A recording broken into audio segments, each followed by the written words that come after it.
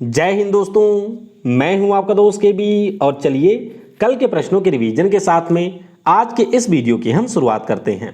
तो पहला प्रश्न था कि जुलाई 2021 में प्रतिष्ठित महाराष्ट्र भूषण पुरस्कार से किसको सम्मानित किया गया। तो ये पुरस्कार मिला है आशा भोसले जी को, यानी कि ऑप्शन डी हो जाएगा करेक्ट। अगला प्रश्न था कि हाल ही में भारत और किस देश के बीच में कॉर्पेट संयुक्त सैन्य अभ्यास के 36वें संस्करण का आयोजन किया गया। तो ये हुआ है इंडोनेशिया के साथ में। ऑप्शन हमारा सी होगा करेक्ट।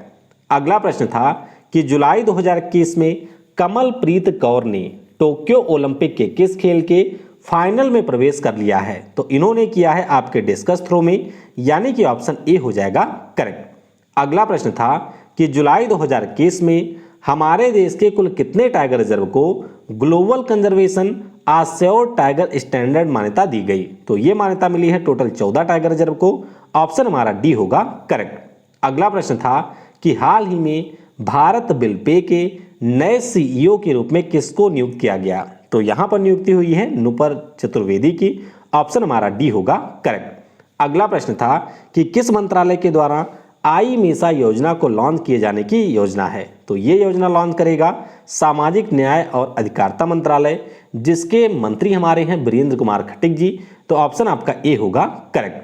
अगला प्रश्न था कि ओलंपिक 2021 में एक मैच में 3 गोल करने वाली पहली महिला हॉकी खिलाड़ी कौन बनी। तो इनका नाम है वंदना कटारिया।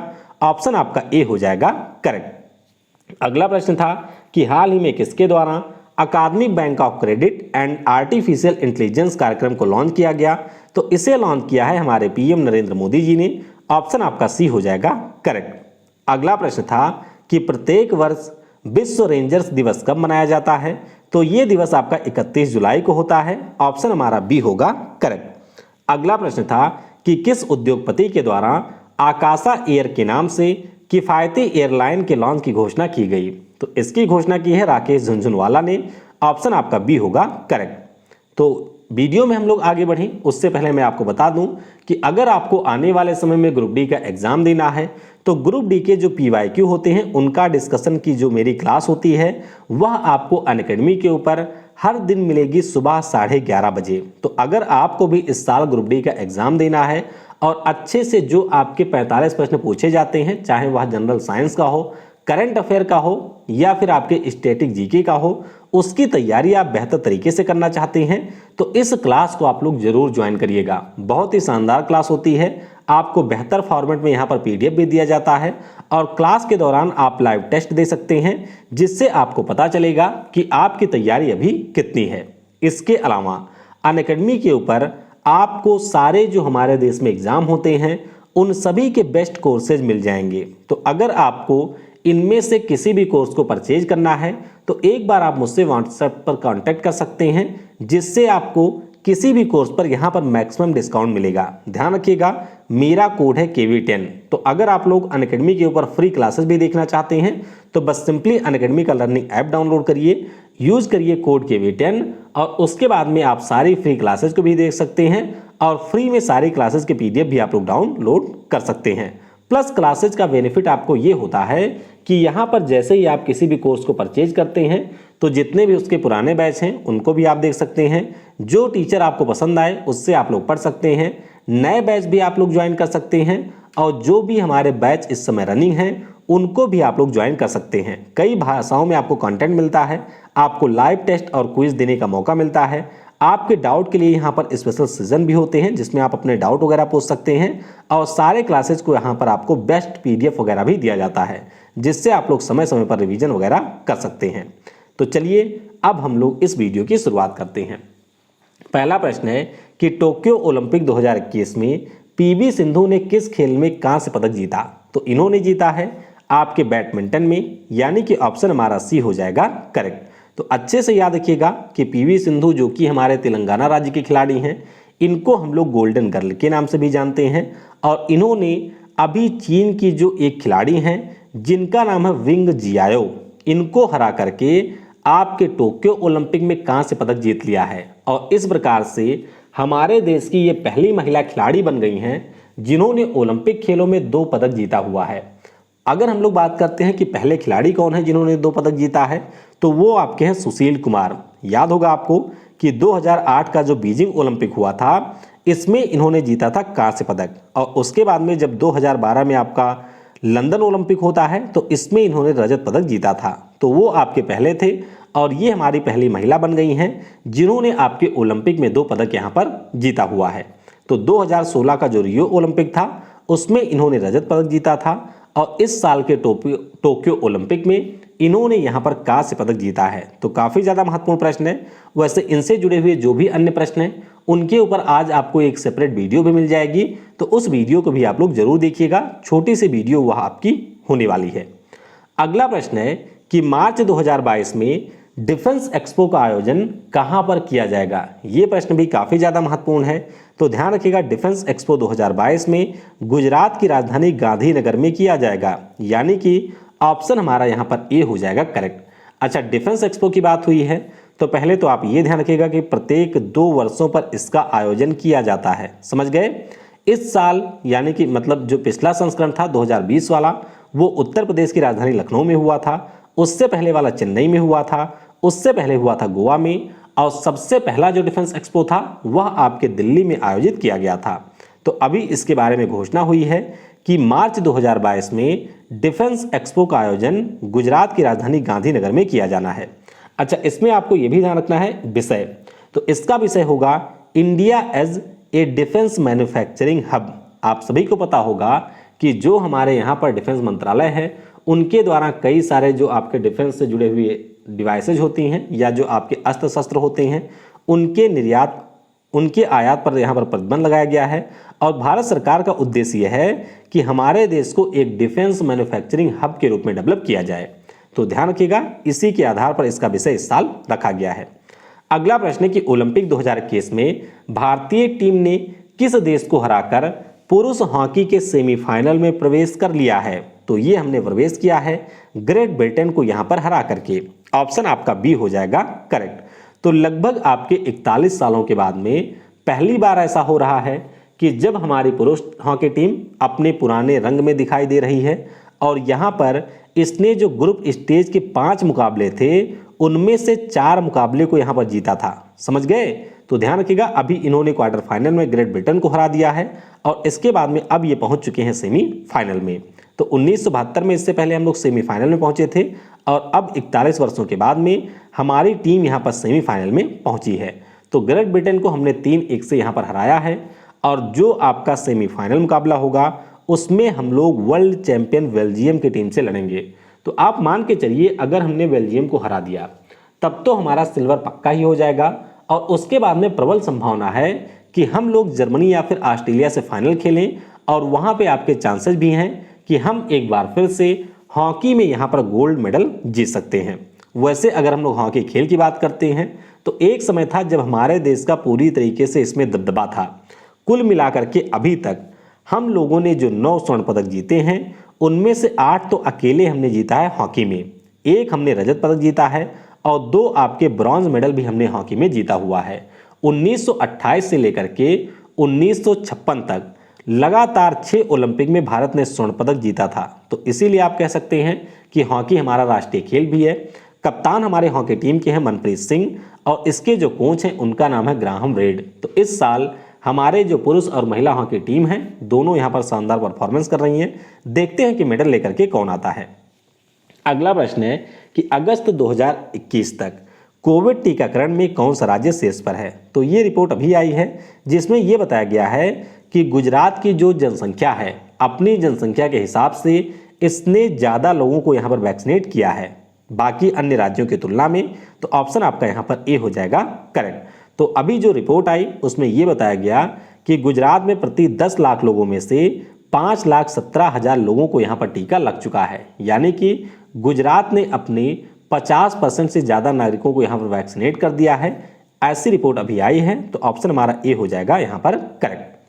अगला प्रश्न है कि हाल ही में किस राज्य के पहले ऑर्किड संरक्षण केंद्र का उद्घाटन किया गया। तो ये जो आपका केंद्र है वह अभी खोला गया है उत्तराखंड में। ऑप्शन हमारा यहाँ पर डी हो जाएगा करेक्ट। अच्छा, ऑर्किड के बारे में आप सभी को पता होना चाहिए कि यह हमारा एक प्रकार का पुष्प होता है जो कि आपके विशेष तौर पर ट्रॉपिकल रीजन में होता है। कहाँ पर? ट्रॉपिकल रीजन यानी कि उष्णकटिबंधीय स्थानों पर होता है। तो उत्तराखंड का जो चमोली जिला है यहाँ पर अभी आर्किड संरक्षण केंद्र को खोला गया है। ये आप देख सकते हैं, ये हमारे आर्किड का पुष्प है। तो काफ़ी ज़्यादा ये सुंदर देखने में भी होता है। अगला प्रश्न है कि मन कौर जिनका हाल ही में निधन हुआ, इनको डैश डैश की मिरेकल मॉम के नाम से जाना जाता था। तो इन्हें डैश डैश का मतलब है चंडीगढ़, यानी कि चंडीगढ़ की मिरेकल मॉम के नाम से जाना जाता था।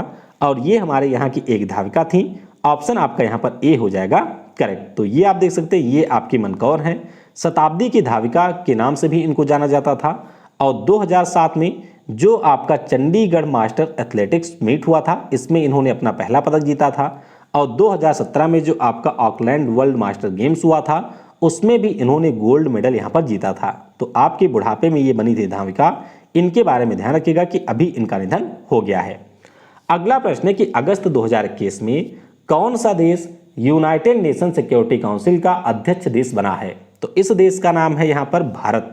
आप सभी को याद होगा कि काफ़ी समय पहले ही हम लोगों ने ये डिस्कस किया था कि जो हमारा देश भारत होगा वह अगस्त महीने में पूरे 1 माह के लिए संयुक्त राष्ट्र सुरक्षा परिषद का यहाँ पर अध्यक्ष होगा। तो ऑप्शन आपका सी हो जाएगा करेक्ट। अच्छा, अब थोड़ा सा आपको कुछ टिपिकल चीज़ें ध्यान रखनी है। देखिए, जो हमारा यूनाइटेड नेशन होता है यानी कि संयुक्त राष्ट्र है, इसके जो आपके अध्यक्ष होते हैं, इनका कार्यकाल होता है 5 वर्षों का। कितने समय का? 5 वर्षों का कार्यकाल होता है। जबकि अगर हम लोग यूनाइटेड नेशन जनरल असेंबली की बात करते हैं तो इसके जो हमारे अध्यक्ष बनते हैं उनका कार्यकाल होता है 1 वर्ष का। जबकि अगर हम लोग यूनाइटेड नेशन सिक्योरिटी काउंसिल की बात करते हैं तो इसका जो भी यहाँ पर अध्यक्ष होता है उसका कार्यकाल होता है सिर्फ 1 महीने का। तो अभी आपके जुलाई महीने में फ्रांस के पास में इसकी प्रेसिडेंसी थी और पूरे अगस्त महीने में हमारे देश के पास में इसकी प्रेसिडेंसी होगी। तो ऑप्शन हमारा यहाँ पर सी यानी कि भारत हो जाएगा करेक्ट। अच्छा, एक पॉइंट आप और ये भी ध्यान रखिएगा कि जो हमारा यूनाइटेड नेशन सिक्योरिटी काउंसिल होता है, इसमें आपके 2 सालों के लिए नॉन परमानेंट मेंबर चुने जाते हैं। तो हमारा देश भारत इस साल 8वीं बार इसका नॉन परमानेंट मेंबर बना है 2021 और 22 के लिए। तो ये पॉइंट भी आप ध्यान रखेंगे। अगला प्रश्न है कि प्रत्येक वर्ष मुस्लिम महिला अधिकार दिवस कब मनाया जाता है?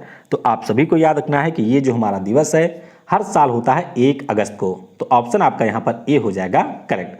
आज ही के दिन यानी कि 1 अगस्त के दिन जो आपके ट्रिपल तलाक था हमारे इस्लाम समुदाय में, उसको यहाँ पर भारत सरकार के द्वारा एक कानून के माध्यम से समाप्त कर दिया गया था।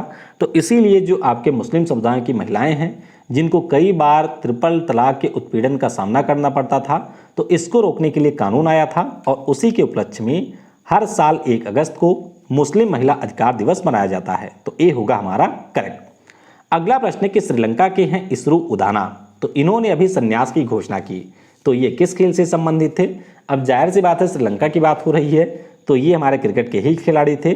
ऑप्शन आपका बी हो जाएगा करेक्ट। तो श्रीलंका क्रिकेट टीम के ये तेज गेंदबाज थे, बाएं हाथ से ये गेंदबाजी करते थे और अभी इन्होंने संन्यास की घोषणा कर दी है।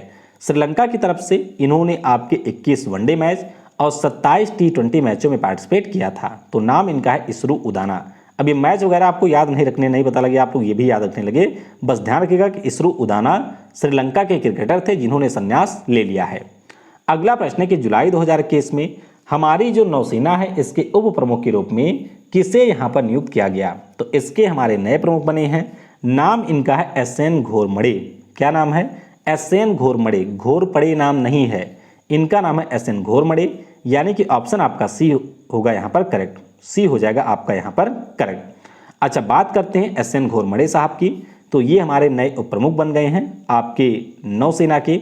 इसके अलावा ध्यान रखिएगा कि जो हमारे वाइस एडमिरल हैं अशोक कुमार जी, इनका इन्होंने स्थान लिया है।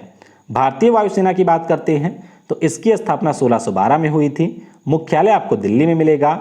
जो हमारे चीफ ऑफ नेवल स्टाफ हैं इनका नाम है करमवीर सिंह और नौसेना दिवस हर साल होता है 4 दिसंबर को। तो ये चीज़ भी आपको यहाँ पर ध्यान रखनी है।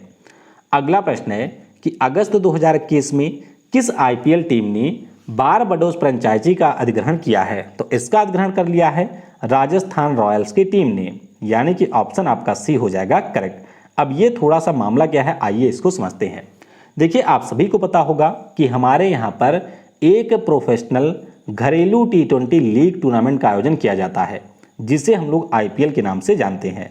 तो उसी प्रकार से जो आपका कैरिबियन आइलैंड है वहाँ की जो आपकी टीमें हैं उनके द्वारा भी इसी प्रकार का अपना एक सस्ता वाला IPL आयोजित किया जाता है।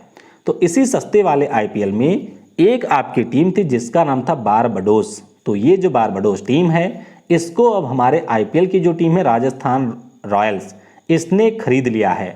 तो इस प्रकार से अब जो बारबाडोस फ्रेंचाइजी थी इसका नाम हो जाएगा बारबाडोस रॉयल्स। समझ गए? तो इस प्रकार से इन्होंने एक टीम यहाँ पर कैरिबियन प्रीमियर लीग के लिए खरीद लिया है। इससे पहले कोलकाता नाइट राइडर और जो हमारा पंजाब किंग्स है ये दोनों पहले ही अपनी टीमें यहाँ पर खरीद चुके हैं। तो ध्यान रखिएगा यहाँ पर राजस्थान रॉयल्स तीसरी टीम बन गई है जिसने कैरिबियन प्रीमियर लीग में यहाँ पर हिस्सेदारी को खरीदा है। अगला प्रश्न है कि माइक हेंड्रिक जिनका हाल ही में निधन हुआ वह आपके किस खेल से संबंधित हैं? तो माइक हेंड्रिक की बात करते हैं तो ये हमारे संबंधित थे यहाँ पर क्रिकेट से। ऑप्शन आपका डी हो जाएगा करेक्ट। तो इंग्लैंड के ये क्रिकेटर थे और पूर्व तेज गेंदबाज रहे थे। इंग्लैंड की तरफ से 30 टेस्ट और 22 एक दिवसीय मैच खेला हुआ था और हाल ही में अभी इनका निधन हुआ है। तो इस प्रकार से आज का करंट अफेयर समाप्त होता है। चलिए हम लोग कल के प्रश्नों का उत्तर जान लेते हैं। पहला प्रश्न था कि सचिन तेंदुलकर जी को किस वर्ष भारत रत्न पुरस्कार मिला था? तो ये जो पुरस्कार है इनको मिला था 2014 में और इनके साथ हमारे देश के महान वैज्ञानिक CV रमन साहब को भी ये पुरस्कार मिला था। RBI ने किस कार्ड कंपनी पर प्रतिबंध लगाया है? तो ये प्रतिबंध लगाया गया है आपके मास्टर कार्ड पर। अगला प्रश्न था कि राइडिंग फ्री माई ओलंपिक जर्नी इस पुस्तक के लेखक कौन है? तो काफ़ी ज़्यादा महत्वपूर्ण पुस्तक है, ध्यान रखिएगा। इसको लिखा है हमारे देश के पहले राइडिंग घुड़सवारी के ओलंपियन। नाम इनका है इम्तियाज अनीस। क्या नाम है? इम्तियाज अनीस इनका नाम है। आज की वीडियो से आपके लिए प्रश्न है कि फ्रेंच ओपन 2021 के महिला और पुरुष एकल के विजेता कौन रहे हैं? चलिए पुरुष ना बताइएगा तो महिला जरूर आप लोग बताइएगा। सबसे पुराना ग्रैंड स्लैम टूर्नामेंट कौन सा है? बजरी के किंग के नाम से किस खिलाड़ी को यहाँ पर जाना जाता है? और रोजर फेडरर ये आपके किस देश के खिलाड़ी हैं? तो इन प्रश्नों का उत्तर आपको नीचे कमेंट सेक्शन में देना है। बाकी एक बार मैं आपसे फिर कहूँगा कि अगर आपको ग्रुप डी का एग्जाम देना है तो आप मेरी अनअकैडमी के ऊपर जो लाइव क्लास होती है बिल्कुल फ्री क्लास है, उस क्लास को यहाँ पर आप लोग ज्वाइन कर सकते हैं। क्लास ज्वाइन करने के बाद में आपको एक व्हाट्सएप ग्रुप भी मिलेगा जिसमें कई सारे आपके मेरिटोरियस स्टूडेंट हैं, उनसे आप लोग डिस्कशन वगैरह कर सकते हैं और आपस में अपनी जानकारी को और ज़्यादा बेहतर कर सकते हैं। Thanks for watching. जय हिंद, जय भारत और सबसे जरूरी, पढ़ेगा भारत तो बढ़ेगा भारत।